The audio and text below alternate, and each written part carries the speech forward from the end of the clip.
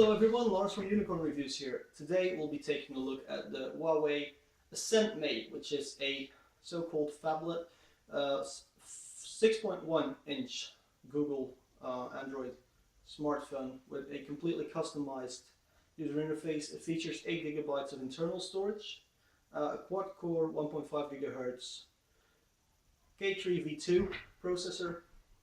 So nice back 720p screen because, let's face it, 1080p screens in a smartphone. I mean, you have people using 1080p on a 65-inch screen and still claiming it's got proper screen quality. So let's just do the unboxing, which I already recorded. Right now, if you're wondering, we are recording with a Nokia Lumia 620. We'll be recording both the intro and the unboxing with it, and then I'm going to use this guy for the actual conclusion. So let's get the box open, which I already did, as you can see. Alright, let's get the Ascent Mate out of the box. It's a pretty simple white box with some shiny letters on it. You can see the product, even though this is a black one. They show the white version. Get some codes there, some information about the product. Just saying that all images on the packaging are for reference only, and you know that shape and color can vary. Comes with Dolby Digital Plus and of course Android. The other side is just plain white. So when you open it, immediately you get the product itself, right? So you can just take it out. I'm gonna let you guys wait a bit. Then there's this little box which comes with booklets, which no one's ever gonna read. Comes with a adapter or power wall socket to USB. It's also, this one charges quite a bit faster than most actually, because it is such a big battery. Then also comes with a USB cable and some white earphones. They look pretty good. I tried them, of course. Sound is pretty decent. This is your microphone. It's actually a little button. That's pretty cool. Sound quality with the included earphones is pretty good. Also, I kind of like the design of it. When you buy it, it will have plastic protection over it. But since I already used it, of course I can't really review something without having used it myself. So because I already used it, the plastic protection is off. Anyway, this is the phone itself. As you can see, it's depending on the light, it's pretty hard to see the transition between the bezels and the actual screen. And then this is the back. So it says a little bit of, and here's your camera. Camera sticks out a little bit. Nothing too annoying. Over here you have your micro SD slot, and then on the top is where your micro SIM goes. You then also have a 3.5mm jacket, and on the bottom there's a USB plug. Speaker is right here on the back. The back is this very nice matte plastic. The sides are a different type of plastic, but it's very nice. It's it's very comfortable in your hand despite the size. I do have pretty big hands though. So right here you have the power button, and then this is for louder, this is for less loud.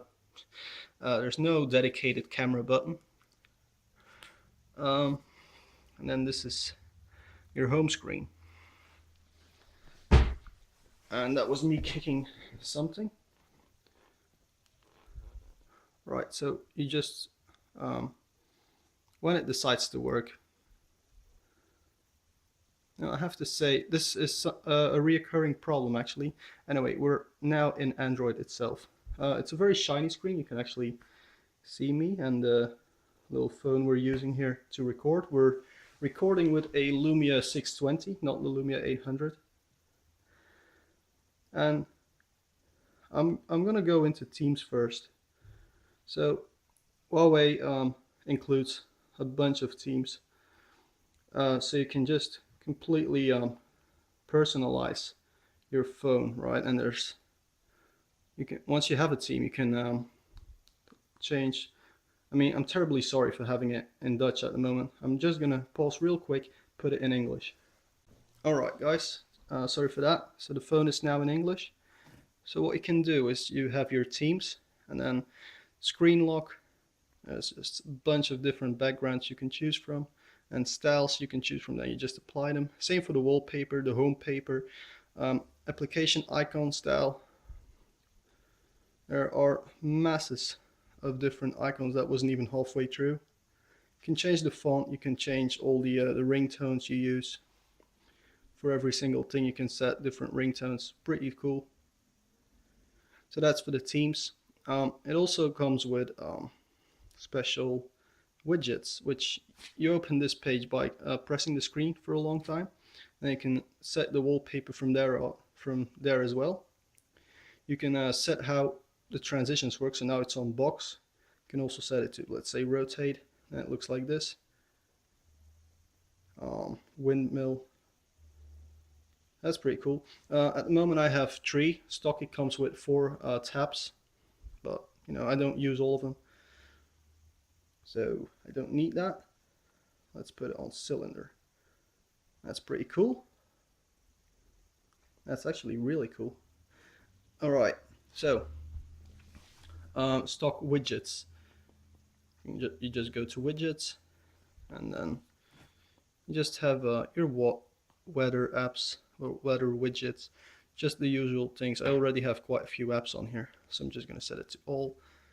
And then you have your stock Android apps, plus some special Huawei, like favorites is a special one, I think. And then there's also the Me widget, which doesn't fit on my screen. Oh, there you go. And then you can have 2 contacts, and you can even, if you press it for a long time, then you can press this. You can then even change the widget itself. It's really cool stuff. Reading online, I heard a lot of people nagging on the emotion user interface, right? Because they say it's not as good. You don't have the dock where you have all your apps, when you don't want to have them on a home page, right?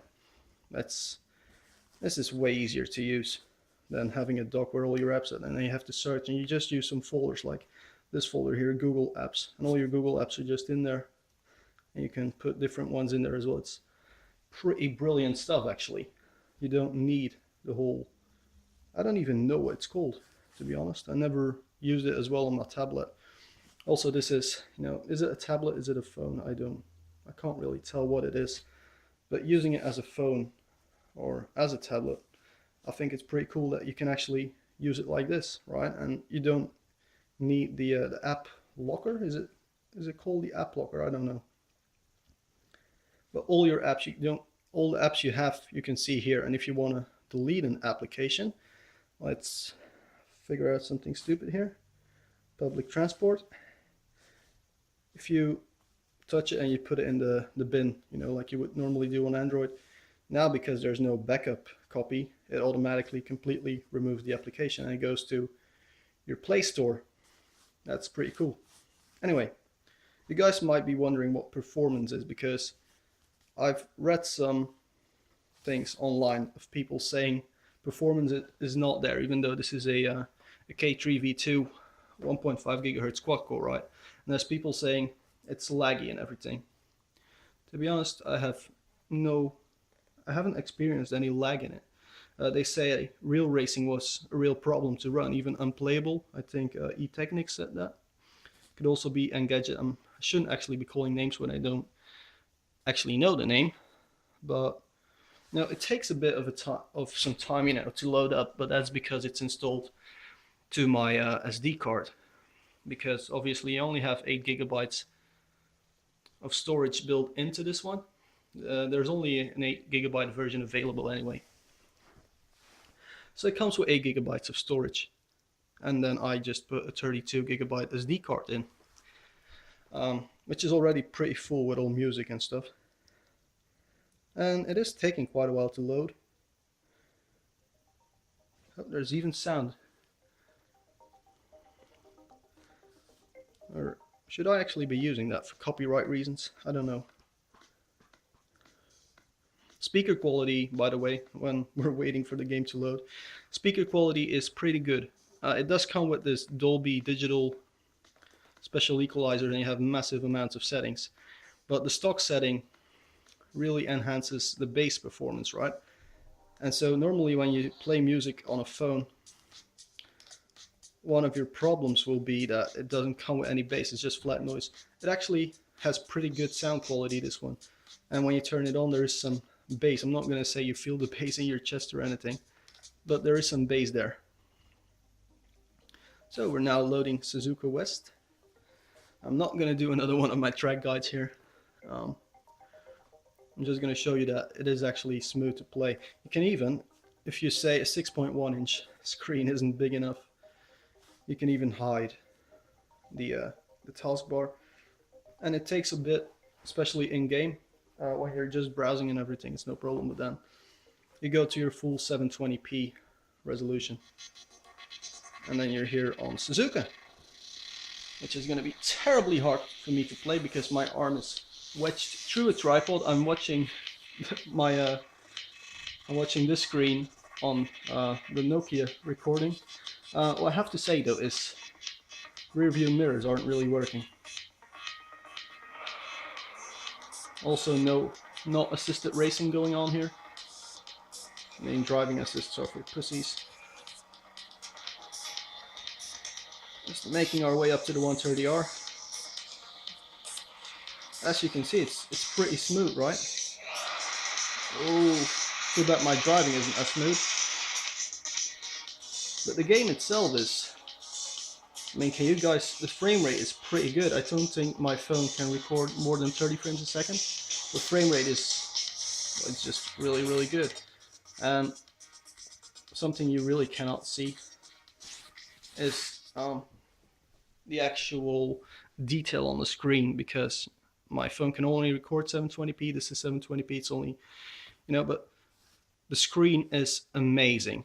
For a €400 phone, screen quality is amazing. And this isn't even maximum brightness. This is just automatic brightness. But just the detail in the screen. We're just going to open some websites here, right? So, and that was some, again, me being lucky. Let's go to YouTube. We're currently on the Wi-Fi. This thing only supports up to 3G, so no 4G like the Ascent P2 does. But everything is, web browsing is very smooth. This is a friend of mine. I recommend you subscribe to his channel. Brent from Belgium. He does a lot of Let's Plays. And so, it's actually, I don't think he'll mind me doing this. I hope not. So we're now on the Wi-Fi. Internet speeds are pretty good, but I'm actually having some problems with my Wi-Fi at the moment. It's not the phone's fault. It's actually taking this long. It also says loading video in really, really small. Oh, there we go. So YouTube playback quality is good.